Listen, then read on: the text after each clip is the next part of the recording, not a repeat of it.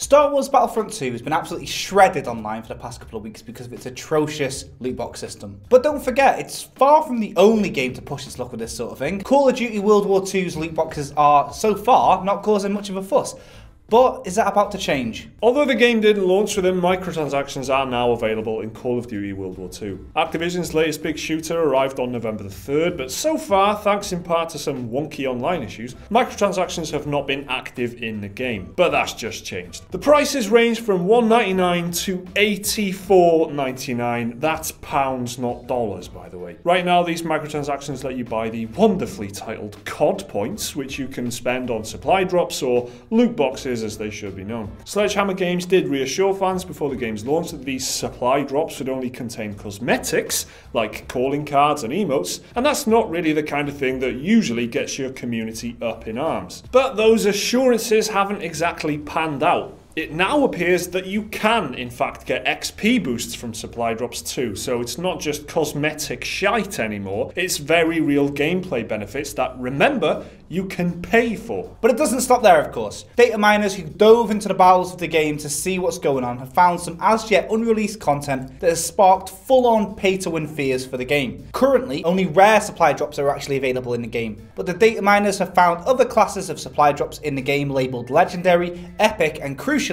weapon supply drops. The discovery immediately sparked fears that Call of Duty WW2 will join Battlefront 2 as a pay-to-win experience, where pumping cash into loot boxes could net you real advantages over other players. This has only just emerged because people have been data mining Call of Duty WW2, which, you know, it's been out for a few weeks, and there's been no microtransactions up to this point, and they've only just activated now, I guess, because they didn't want to put the microtransactions live while the game was still iffy. So these microtransactions are live, people data mined it, found out that, oh, what do you know, there's actually maybe progression inside these loot boxes, and that is worrying some people. Not the only blunder with the launch of Call of Duty, they had these server issues. We found out that double XP was already on, wasn't it, remember? Yeah, the loot boxes crashing down on Normandy Beach. Well, actually, that's not a problem, that was just terrible. Yeah, it was a problem for us, but not for them. Problem for, like, you know, humanity, but, you know.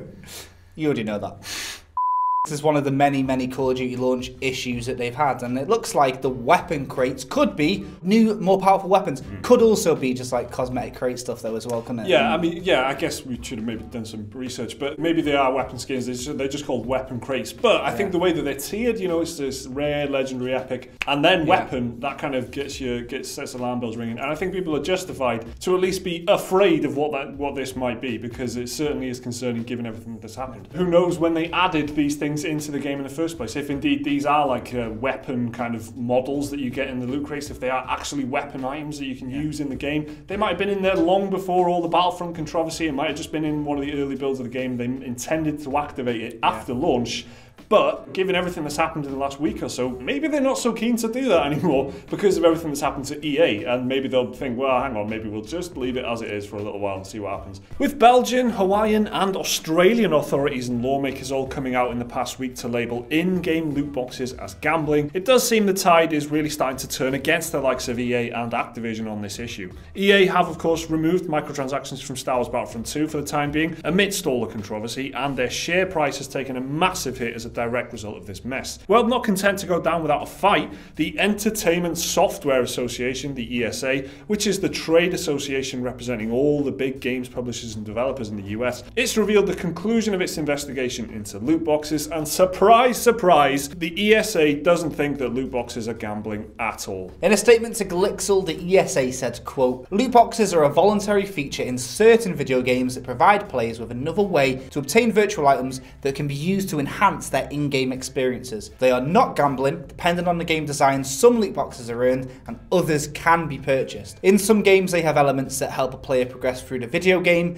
In others, they are optional features and are not required to progress or succeed in the game. In both cases, the gamer makes the decision." What is this? The gamer makes a decision? It's like, yeah, the gambler decides to go up to the slot machine and pull the little lever or whatever. It's exactly the same thing. And just because they aren't physically forcing gamers to do it, that's not okay. They're doing everything except that by psychologically persuading them very strongly to do it with all of the various tricks that they use. It's like when McDonald's had supersize on their menus in America. They couldn't have just gone, well, we're not making anyone get supersize, so we'll just leave it on. Or like, one thing in the food item is poisonous, but we're not making them buy it. They can buy everything else. I think it's funny that the ESA is saying it's not, and then the people that are doing it. It's like the evil corporation saying we're not evil. Yeah, the ESA really is all of the publishers. I mean, it's headed by Strauss Zelnick off of Take-Two, which is maybe the worst of the lot when you think about it. This is going to be one of many statements coming out over the next couple of weeks about this. This is going to be a big conversation for a long time still, unfortunately.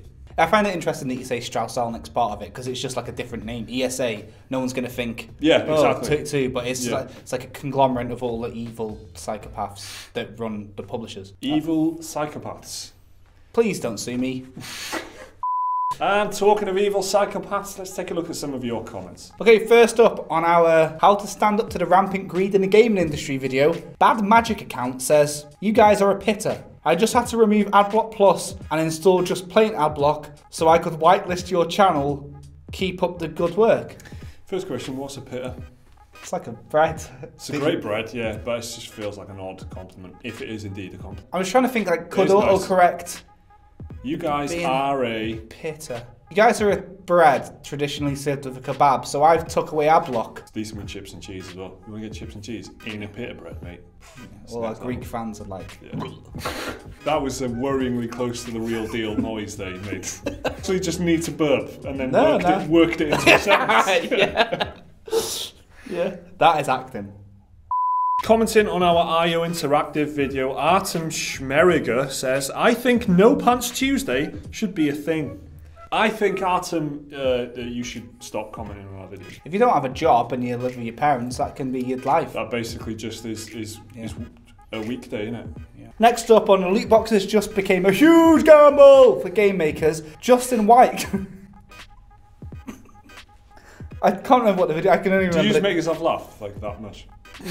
On that video, Justin White comments, YouTube's auto captioning insists you are talking about lube boxes. Seems accurate. You can tell Gaz's influence in this. Yeah, we're not talking about lube boxes. I don't know what that is. Pro-friction channel.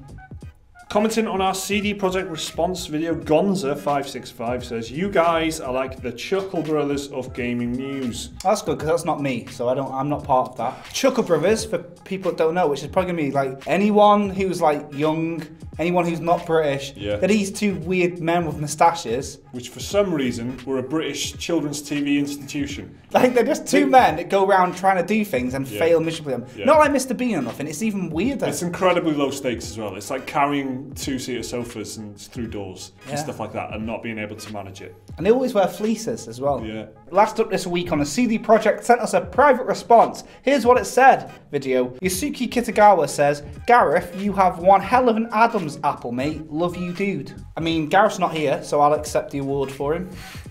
I haven't ever noticed his Adam's apple. I spend more time than anyone else on planet Earth looking at Gareth's face because I edit lots of videos. So if he's not in a room with me, I'm just still looking at his face. I notice his chin a lot, his goatee, not the Adam's apple.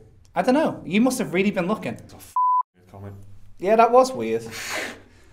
So what about you then, guys? Are you worried about Call of Duty becoming pay to win, or you're not really that bothered? Let us know in the comments below. Remember to like the video if you enjoyed it. Subscribe if you're new around here. There's plenty more content to check out right here. There's also a link to our Patreon if you want to support the channel. And until then, we'll see you in the next video.